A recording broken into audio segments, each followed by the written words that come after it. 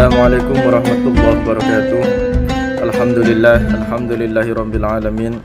Hamdanillahil ahdus samad lam yalid wa lam yulad wa lam yakul lahu kufuwan ahad. Subhanaka la ilma lana illa ma 'allamtana innaka antal alimul hakim. Rabbi shrah li sadri wa yassir li amri wahlul 'uqdatam min lisani yafqahu qawli, amma ba'd. Para pendengar suara Tebu Ireng rahimakumullah. Pada hari ketiga ini kami akan membawakan sebuah tema tentang fadilah puasa Ramadan. Perlu kita ketahui bersama bahwa tidaklah Allah mewajibkan suatu ibadah terhadap makhluknya kecuali kebaikan itu akan kembali kepada makhluknya itu sendiri. Tidak mungkin Allah memberikan sesuatu yang bersifat masyru'iyah, baik itu berupa al-wajibat maupun al-muharramat, yang tidak mengandung faedah atau fadilah. Tentu sebagai seorang hamba kita harus sam'an wa ta'atan, yakni kita berupaya semampu mungkin untuk menjalankan ibadah tersebut dengan sebaik mungkin. Ada beberapa fadilah puasa yang harus kita ketahui bersama. Yang pertama adalah puasa itu bertujuan untuk membentuk kepribadian yang bertakwa. Sebagaimana firman Allah dalam surat Al-Baqarah, A'udzu billahi minasyaitonir rajim. Bismillahirrahmanirrahim. Ya ayyuhalladzina amanu kutiba 'alaikumus syamu kama kutiba 'alal ladzina min qablikum la'allakum tattaqun. Jadi puasa ini memang ibadah yang unik. Dia juga dilaksanakan atau dilakukan oleh umat-umat yang terdahulu. Jadi bukan hanya kita saja, bukan hanya pada masa Rasulullah saja, tapi nabi-nabi terdahulu bahkan agama-agama lain juga sudah menerapkan puasa. Tapi tentu puasanya, tata caranya itu berbeda-beda, ya. Kenapa puasa ini membentuk pribadi yang bertakwa? Karena dengan puasa orang itu bisa merasakan penderitaan orang lain. Puasa itu menggugah kesadaran seorang hamba bahwa dia memang betul-betul lemah sekali.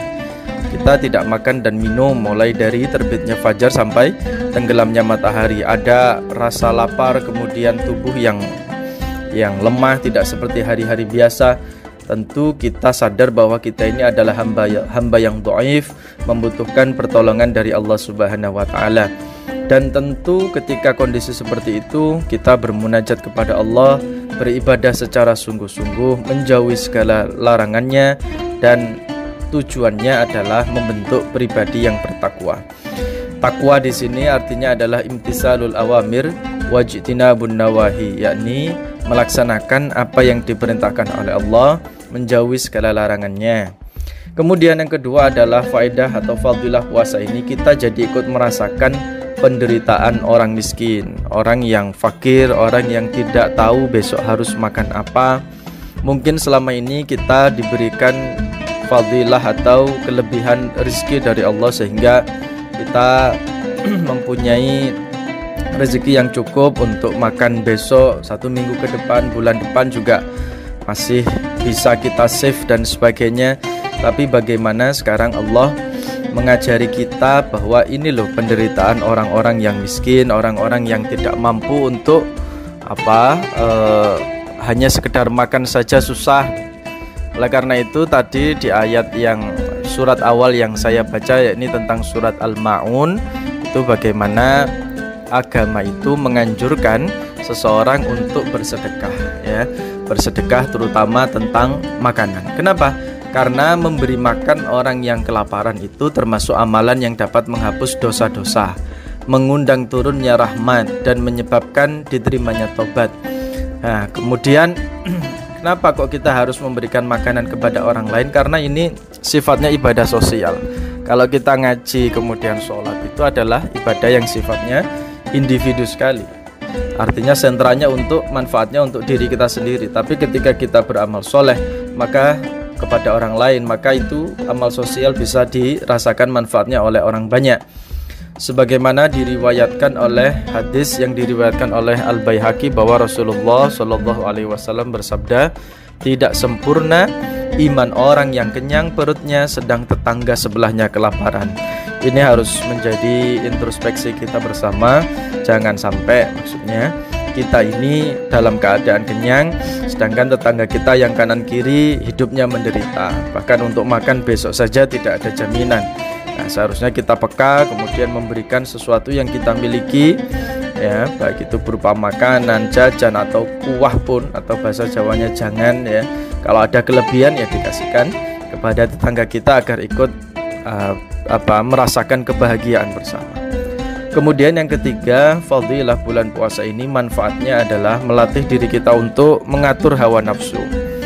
Hawa nafsu itu kalau diikuti, dia seperti anak kecil yang terus-terusan, seperti anak kecil yang netek kepada ibunya.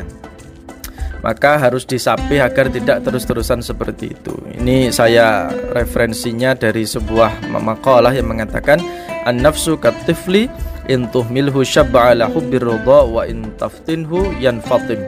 Jadi memang hawa nafsu itu tidak untuk dituruti. Bagaimana diri kita ini menjadi hamba yang takwa, kemudian nafsu kita ini kita olah menjadi nafsu yang mutmainnah, yakni nafsu yang tenang, tidak bergejolak. Tidak nafsu yang mengajak kepada sesuatu yang jelek atau sesuatu yang tercela, atau disebut dengan nafsu lawamah, nafsu ammarah bisu, itu nafsu yang sangat jelek sekali. Nah, puasa ini menjadikan nafsu kita ini tunduk, ya, kepada keinginan-keinginan, syahwat-syahwat yang selama ini kita umbar di hari-hari di luar Ramadan, dan agar nafsu kita ini menjadi nafsu yang mardiyah, nafsu yang diridhoi oleh Allah Subhanahu wa ta'ala. Kemudian fadilah puasa, kelebihan puasa yang lain yang harus kita renungkan adalah ibadah puasa ini ibadah yang sangat eksklusif. Artinya apa? Ibadah puasa ini ibadah yang sangat jauh sekali dari sifat riya. Orang tidak akan tahu dari kejauhan kita ini puasa apa tidak, ya, karena ibadah puasa ini hanya kita, hubungan kita dengan Allah saja yang tahu. Maka ada istilah as-shaumu li wa ana ajzi bihi. Ini hadis qudsi. Allah mengatakan bahwa puasa itu milikku dan saya langsung yang membalasnya. Nah, insyaallah pada pertemuan selanjutnya akan kita bahas apa perbedaan puasa dengan ibadah-ibadah yang lainnya. Demikian para pendengar radio Suara Tebu Ireng FM rahimakumullah.